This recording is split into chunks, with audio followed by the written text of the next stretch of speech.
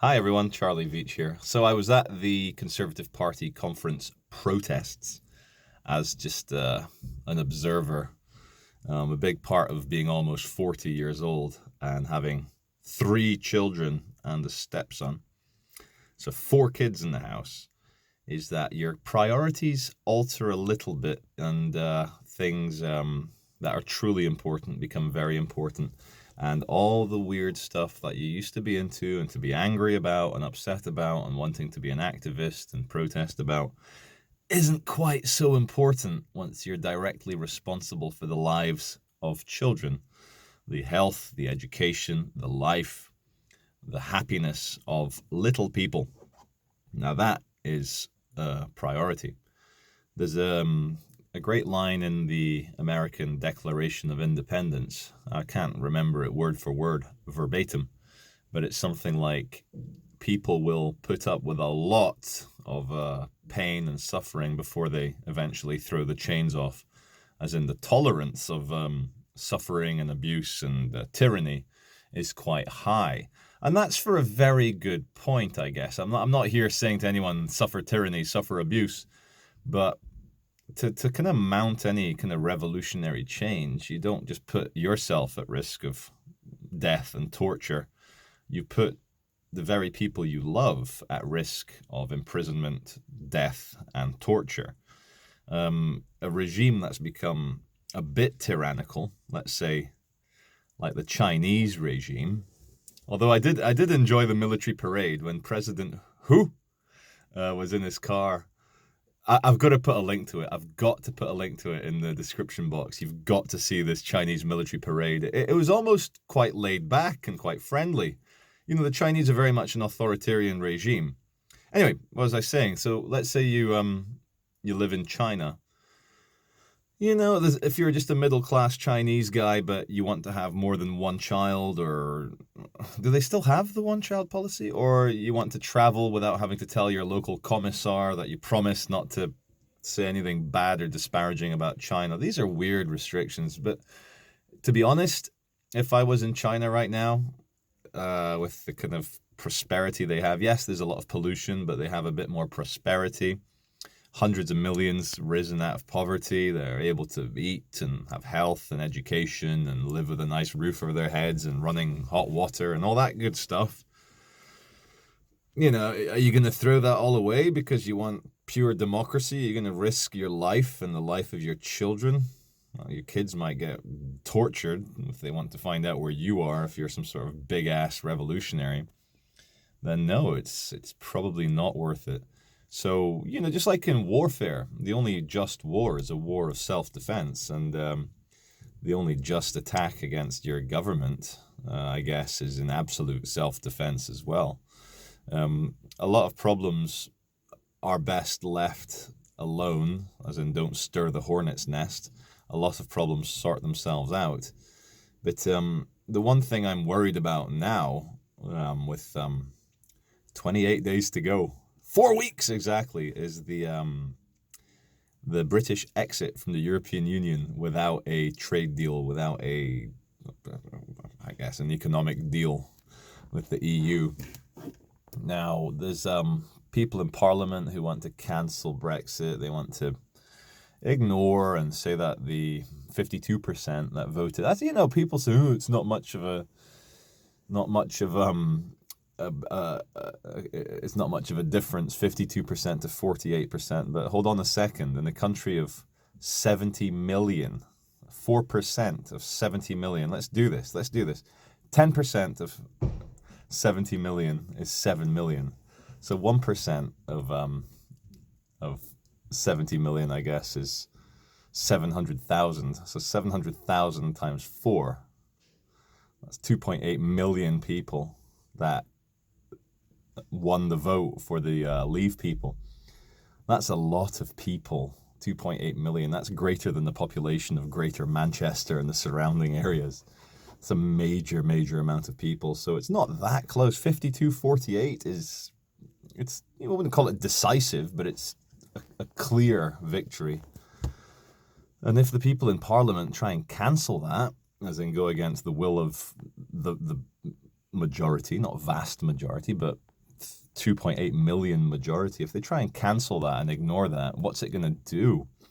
You've got your, your angry Barrys and Tommies and Daves and so forth, your kind of salt of the earth, white working class Englishman who feels ignored and dejected and impotent in a way.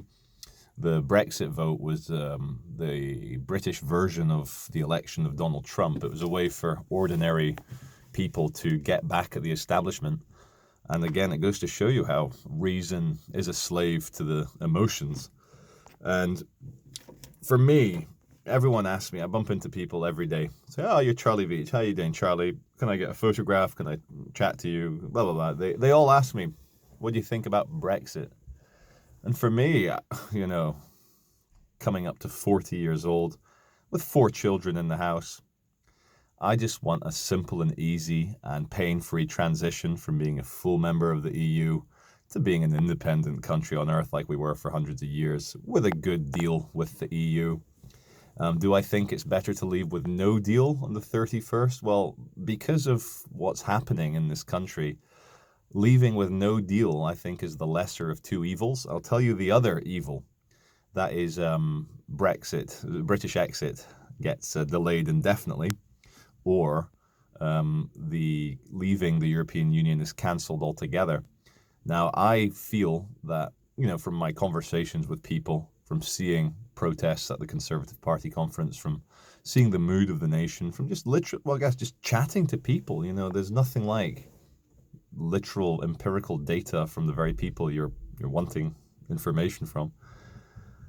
There's going to be mass riots, there's going to be demonstrations, people are going to start burning stuff down. Yeah, it's going to be like Athens a few years ago when the austerity measures kicked in Greece. People just burning everything, battling the police, tearing down buildings and institutions. And you don't need that in 21st century Great Britain. We need the European Union to kind of say, okay, this is the deal. Let's just get on with it. And can we actually have something else on the news for a change? So, another thing I wanted to talk about is how happy I am that my last video called The Object had 5.3 thousand views, 5,300 people. This was my 20-minute video walking through Manchester, Prestwich I was, discussing my deepest feelings about the nature of reality. And I had a massive crisis of faith yesterday. And that's the thing when... How do I put this?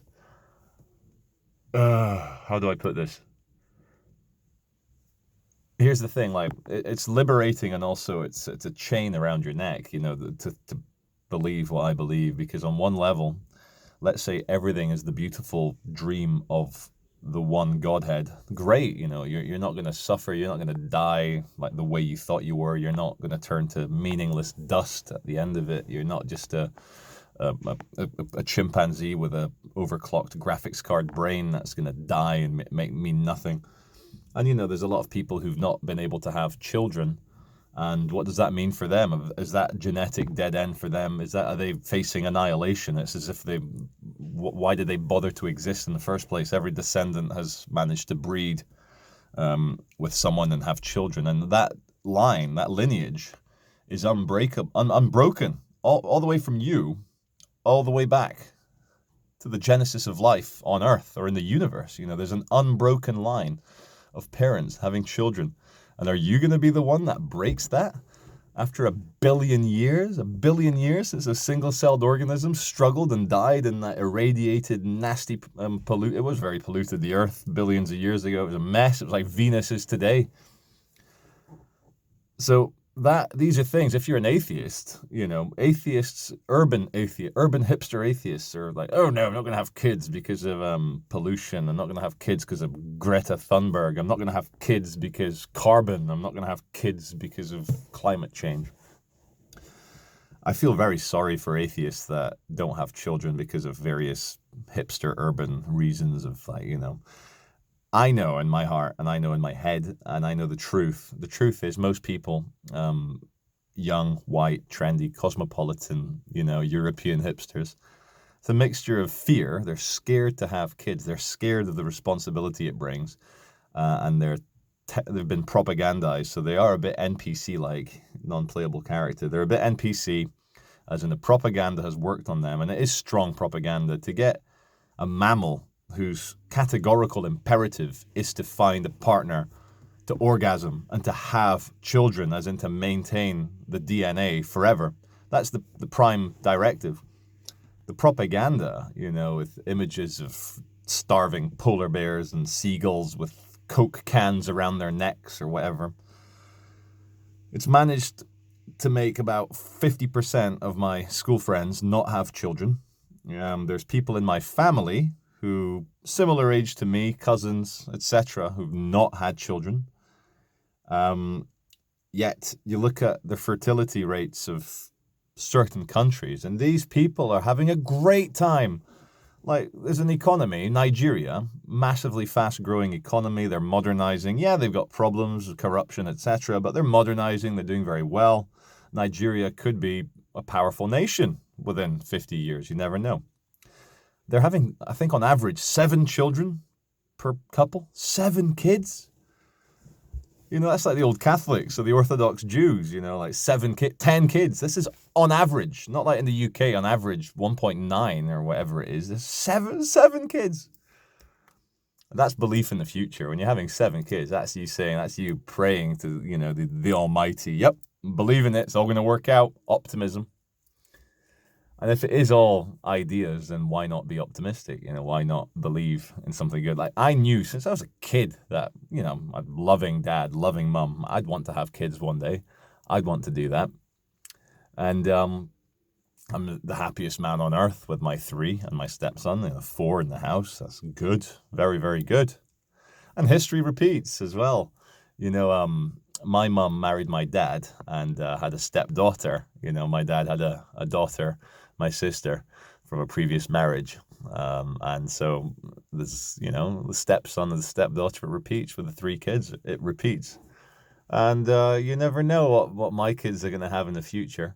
But anyway, the reason I come on to this whole fertility thing and this whole unbroken line since the genesis of life on earth up until you, are you really going to be the one, is that if you're an atheist, it's literally that. It's the meaninglessness of atoms moving around, and they don't even try and analyze consciousness and what that is. Science has hit an absolute brick wall. There isn't even an idea of what consciousness may be, how it may be built, how it may be constituted, how it might be. What do they call it? They call it what's that term where there's something and then there's like, it arises out of it? The effect is a kind of a ghost that arises. I can't remember, but there's some term in science that they try and do away with consciousness.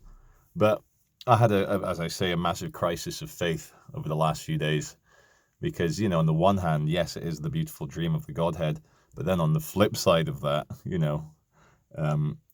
all your family, all your kids, all your parents, everyone you've loved, it's just a figment of your imagination. It's just literally your way of passing eternity. And that is incredibly sad and incredibly depressing. And I've been thinking a lot about, philosophical idealism, that everything is literally concepts within a giant mind. Now, it was Bernardo Kastrup in his book, Materialism is Baloney, that said that philosophical idealism is the solution to the mind-body problem, the dualism of matter and mind. Whereas if it's all mind, you don't need to come up with a separate ontological category, for matter. It's all the mind, and it's not difficult to imagine. We've got enough technology now that you can create virtual realities. I've been using my stepson's VR headset. It's an Oculus VR headset.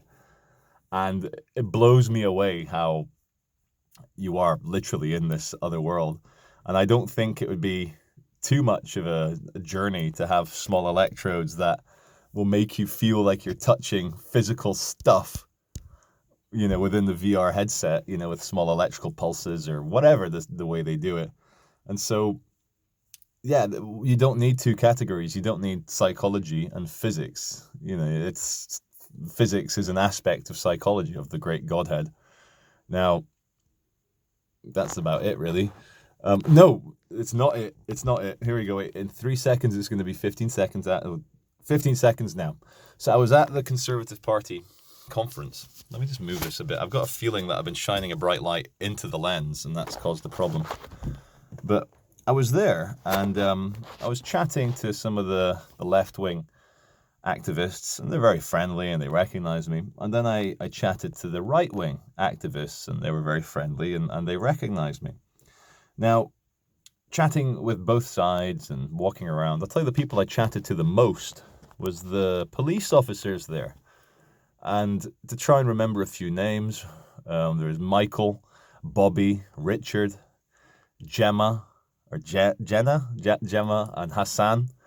These are and there's another guy who I bumped into outside the Bury HQ, really friendly police officer. I always have a good chat with him. And I did a video 10 years ago where he was asking me my shoe size, and I said size 13 boots, and people are saying, why? Anyway, I can't remember your name, good man, but I enjoy chatting to you all the time. So I'm chatting to about 20 police officers at length. There wasn't that much else to do. It was quite a quiet protest. But I chatted to the Stand Up to Racism people, the People's Assembly people. And there was one guy from the People's Assembly, when I went to the Piccadilly Gardens to have a look at the Labour mini conference they were doing, he was saying, no, I don't know if you should be welcome here. I saw you speaking to the far right. I said, well, no, come on, I'll speak to everyone. I make I don't try and hide my centrist positioning. And I think I introed that at the start of this thing, where there's a fine balance when you have a family and children, that you don't want to die and to be tortured. That you can't just be an extremist. But, I still speak to both extremes, both camps. And I chatted again. I did that interview with James Goddard. He was there with some of his crew, with a big professional video camera, microphone. He's got merchandise, Bearded Bros Broadcasting, or it's a play on BBC, and he's got some graphic design stuff on his stuff. And so, this is a man who is utterly vilified as a far-right Nazi, Islamophobic, violent guy. And, it's funny, like, just quietly, when you speak to someone, you see the another side of them, that he's just another guy who is patriotic, who's worried about what's happening in this country.